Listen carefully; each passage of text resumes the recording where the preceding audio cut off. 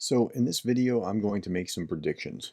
Now, I generally don't do that. I generally just rely on here's what's happened and let's try to understand why this has happened.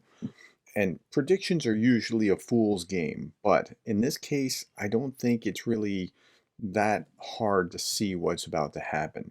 So there's two political predictions and then two military predictions. It's more of less predictions, but more what to look for that's about to happen over the next week or so. First one, we know that Zelensky is going to be going to the United Nations. He's not just going to be doing the video link like you saw here, where he was speaking by video link to the United Nations. He's personally going to the United Nations. Now, there's something different about when you meet in person as opposed to when you meet on Zoom or by video or something along those lines. It just changes things.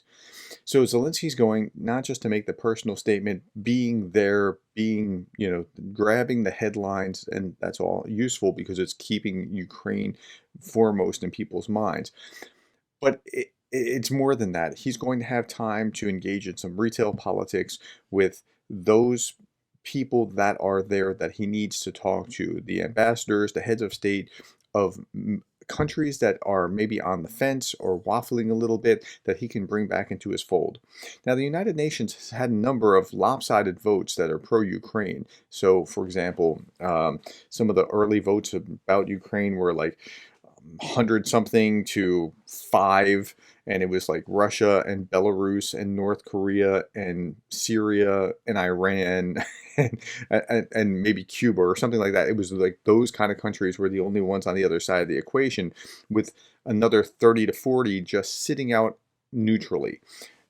He's got to reach out to those neutral. Particularly, he's got to counteract what Russia has done with the Russia-Africa summit, because Putin was reaching out to Africa, the global south, trying to make headway with them, promising them free grain and free shipping for free grain and things along those lines. Zelensky at the United Nations has to be very careful. He can't just say, we need weapons, we need weapons, we need weapons.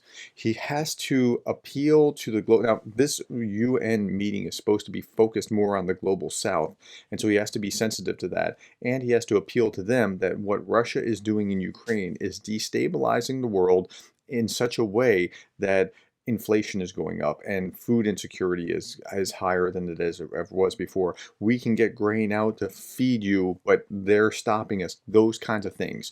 He has to speak their language. He has to speak to their interests. And he has to meet with certain leaders, and I'm not sure exactly who he's going to meet with, but just watch who Ukraine leadership is going to be meeting with, especially Zelensky. Those are the people that are most necessary for to keep in their column. Okay, of course, Russia's going to be doing the same thing. It'll be really interesting when Zelensky gets to speak to the Security Council, because Lavrov should be there as well at the same time. Now, Lavrov may avoid it and or send a surrogate or whatever, but that's something to watch as well.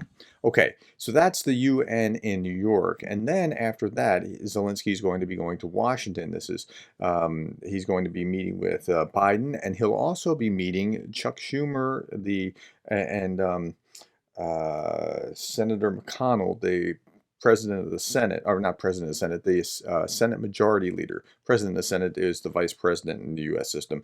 The Senate Majority Leader and minority leaders are hosting Zelensky together to put him in front of any U.S. senator that they need to do. Now, that's an interesting strategy, because if you can hold the Senate, holding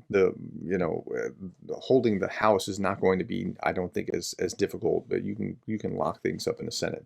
I think that Zelensky has the same kind of thing. He has to worry about those that might be a little wishy-washy or on the fence and draw them back over firmly to his side. There are some hardened folks that are out there that are just never going to come over to the cause, but you don't necessarily need them. You need to make sure that you simply have enough of a majority in order to prevail.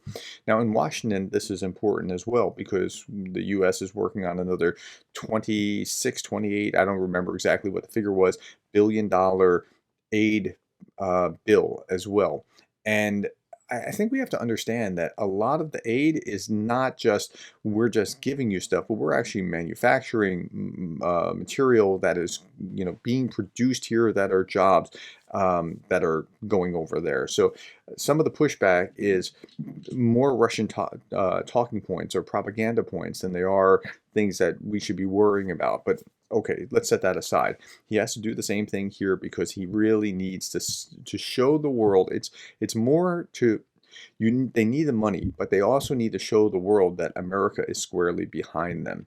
Okay, in the meantime, what they also need to do, and let me talk about what Russia's going to do. So that's predictions 1 and 2 with the UN and Washington. Now, what's Putin going to do?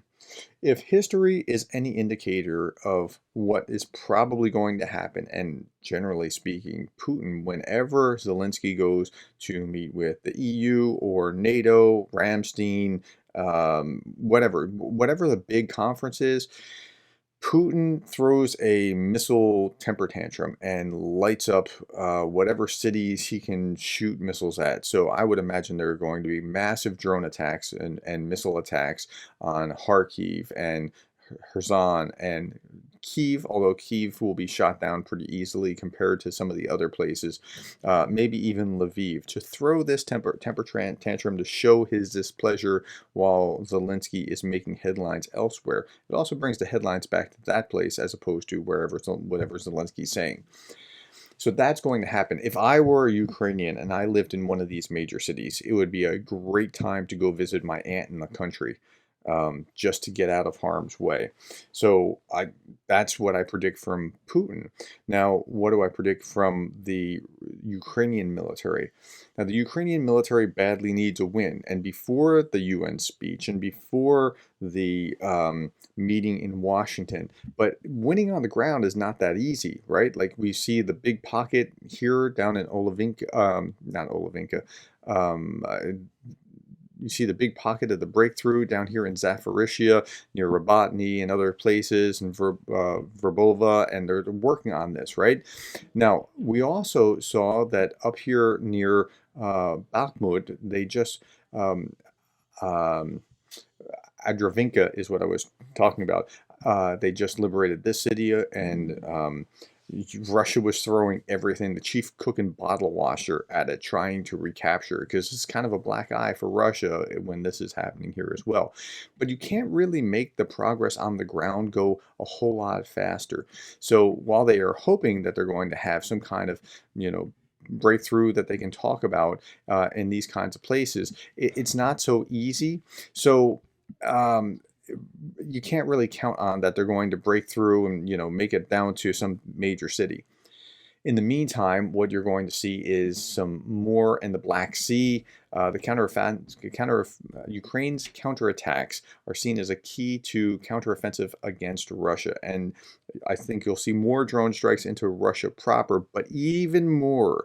And Russia proper is not going to really do something that's going to excite the United States. Even more, you're going to see more strikes in Crimea and in the Black Sea, because when you saw things like this, the taking out the sub and the landing ship, I think that was something that's going to be in the column, that's going to move people that might be on the fence.